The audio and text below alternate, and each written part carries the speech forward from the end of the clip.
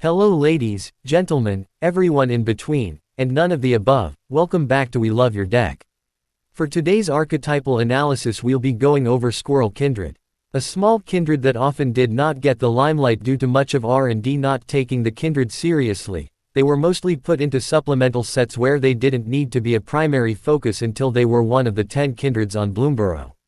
The kindred is firmly in green and black but has started to slowly be seen in white as well recently.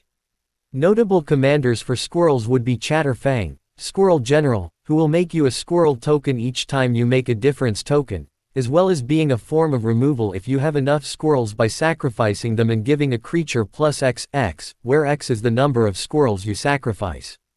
Then there's Camellia, the Seed Miser, who doubles as a food-focused commander by having the forage ability to put a +1/+1 counter onto your squirrels, on top of giving your squirrels menace, and whenever you sacrifice one or more food, you will get a squirrel token.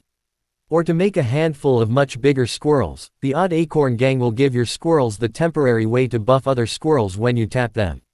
Squirrels do the most damage when there's a whole scurry of them, meaning Chitter Spitter, which allows you to pay to make a squirrel token as well as being a free once per turn sacrifice outlet that also doubles as a lord as you put more acorn counters on it. As well as the Aura Squirrel Nest, which makes you a squirrel token each time you use its ability. And though they're not an elf themselves, Deep Forest Hermit will make 4 squirrel tokens and act as a temporary lord until all the time counters on them are gone. A minor theme to them is food and food tokens, like on Honored Dray Leader, putting +1/+1 counters on it for each squirrel and or food you control, and then whenever another squirrel or food is put onto the battlefield under your control, you'll put another +1/+1 onto Dray Leader.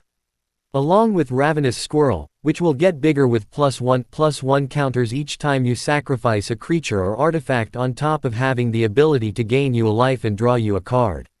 And for a massive rush of mana, Hazel of the Rootbloom will have you tapping down your tokens to make mana for each token you tapped as well as making copies of tokens you make, or twice as many if that token was a squirrel. And that sums up squirrels as an archetype fairly well, so we're going to end it there. Since you got this far, why not give me a follow? And as always, I'll catch you on the flip side, Planeswalkers. And remember, be good to each other.